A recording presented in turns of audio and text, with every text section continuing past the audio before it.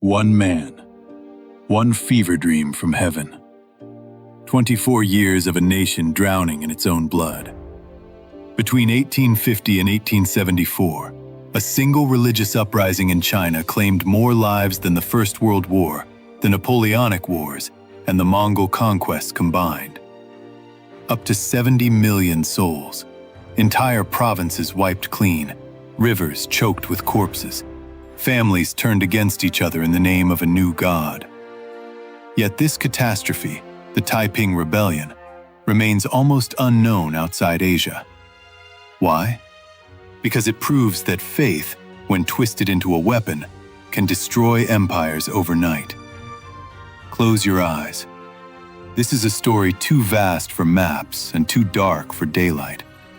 Let's step into the storm.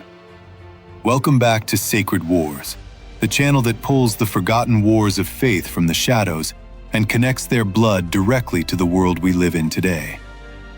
If you love history that grips like a thriller and haunts like a nightmare, you're in the right place. Save this episode now and send it to the one friend who thinks they know the bloodiest chapter in religious history. They're about to learn they don't. And if you're new here, subscribe and hit the bell. We're just getting started on the fires faith has lit. China in the early 19th century is an empire on the edge of collapse. The Qing dynasty, ruled by the Manchu minority, has held power for 2 centuries, but the cracks are everywhere. British warships have forced open ports with cannon fire, flooding the country with opium that addicts millions and drains silver from the treasury. Peasant uprisings flicker like brush fires in the south. Taxes crush farmers already battered by floods and droughts. Whispers spread that the emperors have lost the mandate of heaven, the divine right to rule granted by the gods themselves. Into this volatile mix steps a young man named Hong Xiuquan, born in 1814 to a poor Hakka family in Guangdong province. He is bright, ambitious, and obsessed with the imperial exams, the gateway to wealth and status in Confucian China.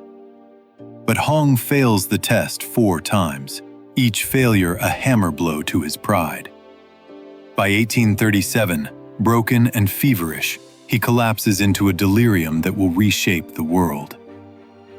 In the dream, Hong ascends to heaven. A golden-bearded figure in dragon robes, God the Father, welcomes him as his second son. His elder brother is Jesus Christ. Demons swarm the halls of paradise, and God hands Hong a sword etched with divine symbols. Slay them all, God commands. Hong battles the demons for days, then returns to Earth with a mission: purge the world of evil, starting with the Qing emperors, who are revealed as the devil's servants. When Hong awakens, he dismisses it at first. But years later, after reading a Christian pamphlet from a Protestant missionary, the pieces snap into place. The Bible confirms his vision. He is the brother of Jesus. China must be remade as God's kingdom on earth. Hong begins preaching in secret. His message is a wild fusion: Christian theology mixed with Confucian ethics, Buddhist reincarnation, and Hakka folk beliefs. No more idols, smash the statues. No more opium, it's the devil's smoke. No more foot binding, women are equal in God's eyes. No more polygamy, one wife only, though Hong will later ignore this himself. All land and wealth belong to the Heavenly Father, to be shared equally. His followers grow slowly at first: family, villagers, then charcoal burners and miners in the hills. They baptize each other in rivers, sing hymns to a new trinity that includes Hong, and swear oaths of brotherhood. By 1847, the movement has thousands, organized into military units with strict discipline. They let their hair grow long, a direct defiance of Qing law that required men to shave their foreheads in submission. The long-haired rebels are born. On January 11, 1851, Hong's 38th birthday, he declares war on heaven's battalions. The Taiping Heavenly Kingdom is proclaimed in the village of Jintian. Hong crowns himself the heavenly king of great peace. His closest followers become kings of the four directions: east, west, south, north. They march out with bamboo spears, homemade guns, and unshakable belief. The Qing send local militias to crush them. They fail.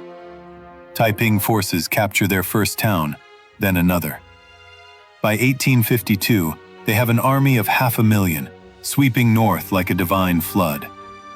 The early campaigns are a whirlwind of zeal and slaughter. Taiping troops move fast, living off captured supplies, preaching in every village they take.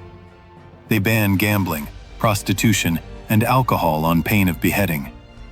Women are recruited into separate armies, trained to fight with spears and bows, a radical break from Confucian norms that shocks the empire. In one early battle at Yong'an, the Taipings hold off a Qing siege for 6 months, then break out in a night assault, killing thousands. They capture Wuchang in 1853, a major city on the Yangtze, and execute every Manchu official as demons. The river runs red for days. Hong's propaganda explodes. Pamphlets promise land to the poor, equality for all, and God's wrath on the corrupt. Millions join, drawn by the vision of a new world where faith erases class and suffering. Nanjing falls in March 1853. The ancient southern capital, home to 500,000 people. The Taipings storm the walls, and what follows is one of the worst massacres in history. 30,000 Manchu civilians, the entire garrison community, are hunted down and killed over a week. Men are beheaded in the streets. Women throw themselves from walls. Children are drowned in wells. Hong renames the city the Heavenly Capital and builds a palace of gold and jade surrounded by moats and guards. He installs 28 queens in his harem, writes poems about his divine status, and rules from behind silk curtains. Outside, his kingdom expands to control a third of China, from the Yangtze Basin to the southern coasts. But paradise cracks quickly. Hong's generals, brilliant commanders like Yang Shuqing, the East King, and Shi Dekai, the Wing King, begin feuding for power. Yang claims his own visions from God, challenging Hong's authority. In 1856, Hong orders Yang assassinated in a palace coup. 20,000 of Yang's followers are slaughtered in Nanjing alone. Shi Dekai flees south with his army, only to be captured and executed by the Qing in 1863. His body sliced into 1,000 pieces as a warning. The Taiping movement, once united by faith, begins eating itself. The war turns into a meat grinder. Qing armies, bolstered by British and French mercenaries after the Opium Wars, push back. Local militias, like the Hunan Army under Zheng Guofan, adopt brutal tactics. No prisoners, no mercy.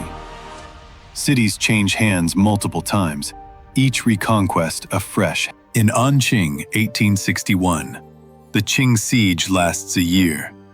When it falls, 16,000 Taipings commit suicide rather than surrender. Famine stalks the land. Peasants eat tree bark, then clay, then each other.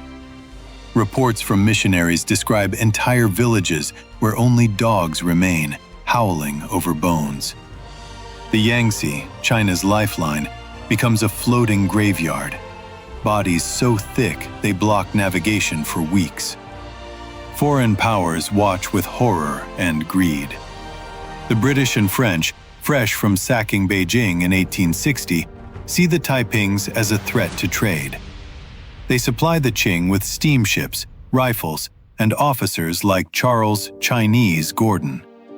Gordon's ever-victorious army, a mix of European adventurers and Chinese recruits, crushes Taiping forces in Shanghai.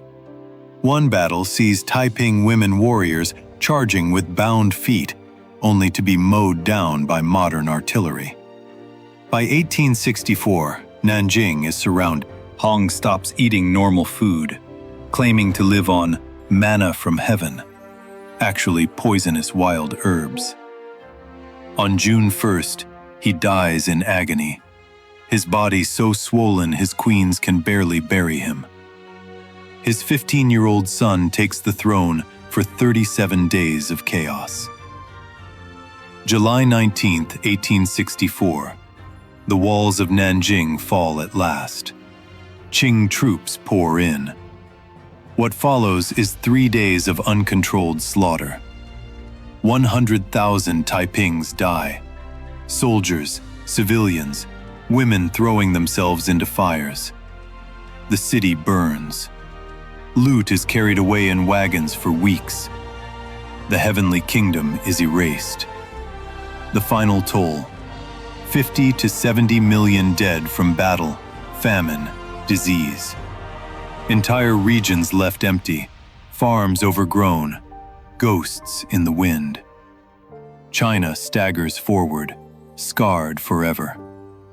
The Qing limp on until 1911, but the rebellion has weakened them fatally, paving the way for Sun Yat-sen's revolution and eventually Mao's communists, who will borrow Taiping ideas of equality and purge. Hong's twisted Christianity fades, but the lesson remains.